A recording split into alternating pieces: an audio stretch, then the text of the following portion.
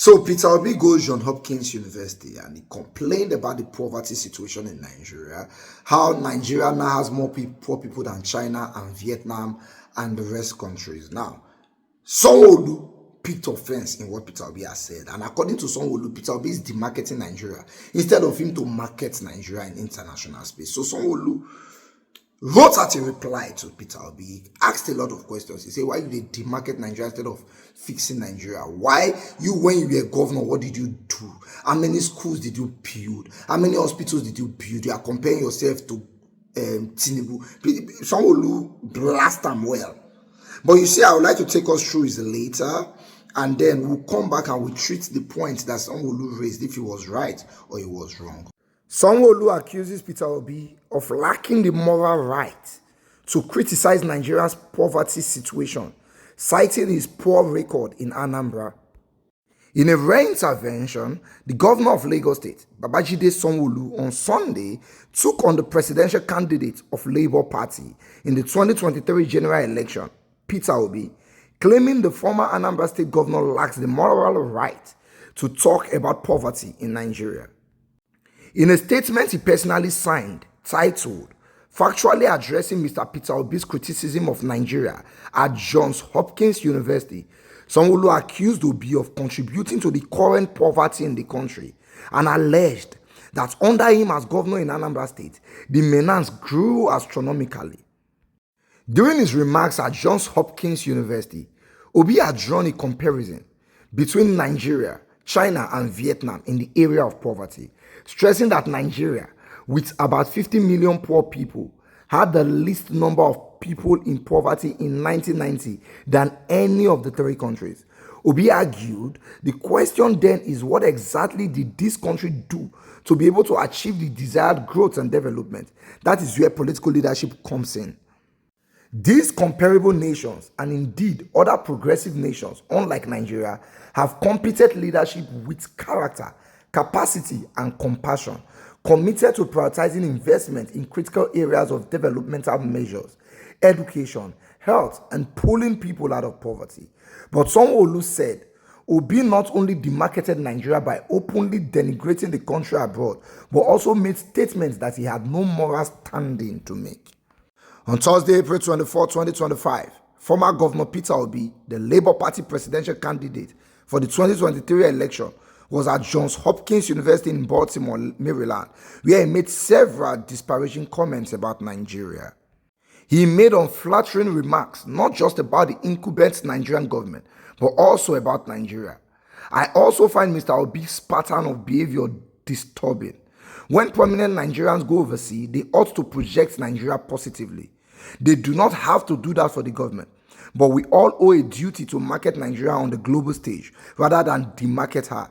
That is what true patriotism is about.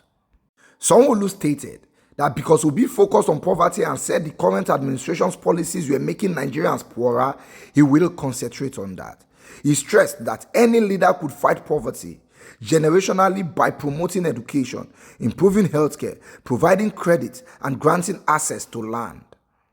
According to Sanwo-olu, now I find it somewhat ironic that a man like Mr. Obi, who did not build a single school or stand-alone hospital throughout his 8-year tenure as governor of Anambra or sustainably provide credit facility, would criticize the government of Nigeria, which is actively doing that. I say this because the president of Nigeria, President Bola Ahmed Tinubu, is my predecessor. And as governor of Lagos and now president of Nigeria, he has built over 200 schools and provided student loans to more than 200,000 undergraduates of Nigerian tertiary institutions. In less than 2 years, he has provided over $500 million in credit facilities to small and medium-scale enterprises. While he was governor of Lagos State between 1999 and 2007, Sanwo-olu said Tinubu reduced poverty by more than 46% and explained that there was every reason to believe that based on what he did as governor of Lagos, he will repeat the same feat at the federal level. After all, the best predictor of the future is the past, he wrote. The governor alleged, but let us examine the messenger, not just the message, and look at the issue as well as the issues. Mr. Obi talks a good game, but was he able to reduce poverty while he governed Anambra? Perhaps we can let the facts speak for themselves. Under Peter Obi as a two-term Anambra governor, poverty in Anambra increased.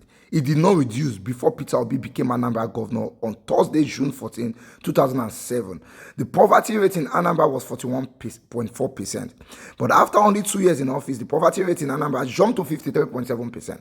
But the interesting thing is that 5 years after Peter Obi left office, his successor, Willie Obiano, reduced the poverty rate in Anambra from almost 60% to 14.8%. As such, I am not sure that Mr. Obi is morally well placed to make the alarming claims he made about Nigeria at Johns Hopkins. Mr. Obi contributed to the increase in poverty in Nigeria. Governor Tinubu, as he then was responsible for lifting millions out of poverty. Being that is the case, who should criticize who? You see, Sanwo-olu wants to settle with his oga. President Bola Tinubu, he no want date Tinubu bad books. That is why he's talking now. Sanwo-olu, when the only time when they talk now, when the election is, when he want contest, he go the liquor ice cream for more. Into don't get mad, they talk for political issues. Okay. Let's address his accusations of Peter Obi, because some of us go school and we read news. Number one, I will start from the poverty situation under Peter Obi's tenure. You see, there are some things that are above the power of a state governor. E.g., poverty situation. When we talk about poverty situation, we're talking about the full country. It is the decisions of the presidency that actually affect the poverty situation. For example, the word we talk on the day where they swear, subsidy is gone. Hits all of us. There's nothing the governor of Delta State want to do about it. Prices will go up. Poverty will happen. So the poverty rate under Peter Obi going up was a national problem. But what did Peter Obi do about it? When Goodluck Ebele Jonathan was in power, as he entered, there was $20 billion in our excess crude account. The first few months of Goodluck Jonathan tenure, Nigeria made more than they expected, because the price of crude oil go up. So let's say we get 100 liters of fuel. We plan say we go sell them for 1,000 naira per liter. Price of fuel can go up. You cut on 1,200. We have excess 200 naira. So Nigeria made excess money from crude oil sales. The central bank governor then, Sanusi Lamido, the minister of finance, Okonjo-Iweala, said, let us save this money for raining days. All the governors say, no, we share. According to Okonjo-Iweala, Aneshi, then governor of Rivers State, Rauf Aregbesola, then governor of Osun State, Adams Oshiomhole, then governor of Edo State, we are the strongest voices. We must share the money. There is nowhere in our constitution that says we should save. Only one governor supported savings. Only one. Guess who he was? Peter Obi of Anambra State. The same man you are asking, what did he do to save poverty? He was trying to save poverty when he said, let us save this money rather than squander it. Now let's go to schools. Because some will do the claim, say Tinubu as a governor has built over 200 schools. As a governor and president has built over 200 schools. You see, only a stupid man has 5 dilapidated cars and he will go and buy a new one and start to risk, say, get 6. A sensible man will sell 2, use the money to fix the other 3, so we have 3 good cars.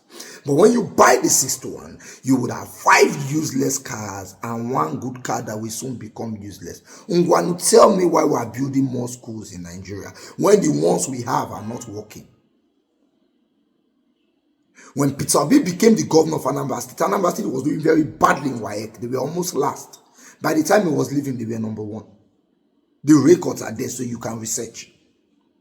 That was because instead of him building more schools, he worked on the one we had. Why are we building more hospitals? In every local government in Lagos, we have a health center that is not working well. I get one for Koshofe.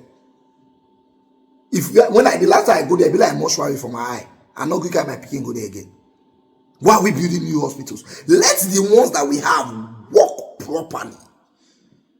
Stop building big hospitals. Fix the health centers we have in the local government, so that when a woman is pregnant, she can just go to the health center and her lights they don't see so. Lights that they don't see. So why are we doing 10 billion solar in our solar? Fix the light, fix it.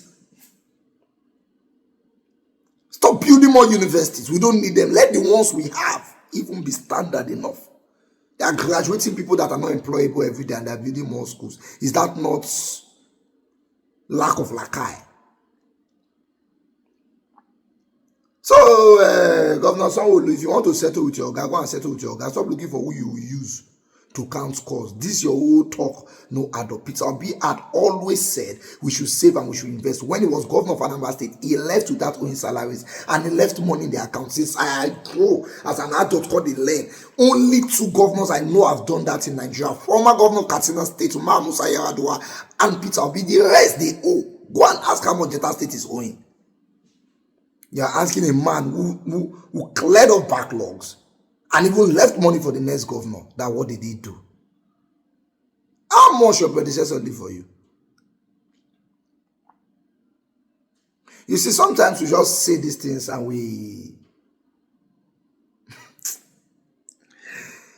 It is well. God will help us.